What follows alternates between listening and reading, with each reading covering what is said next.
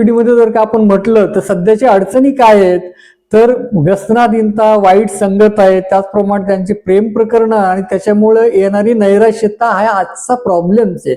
आणि म्हणून जर का पूर्वेच्या दिशेचा जर का भाग बघितला, जो अग्निस्वरूप ज्योती स्वरूप असा जे अग्नितत्व आहे की ज्याचे देवता कोणते आहेत, इंद्र, रवी, सत्य आणि अयम अशा देवता आहेत.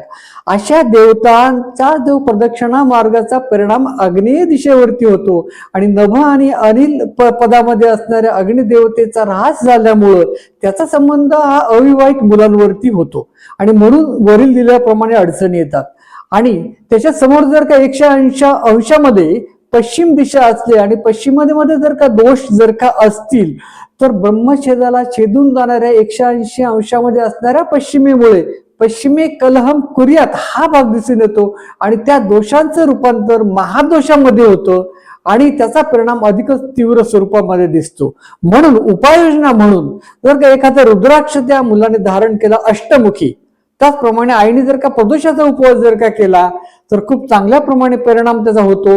त्यासोबतच जर का टॉयलेट्स असेल, डक्ट्स असेल तर ताम्रधातूचे यंत्र जर का तिथे उपाय केले तर त्याची ही चांगल्या पद्धतीने ऊर्जा निर्माण होऊ शकते.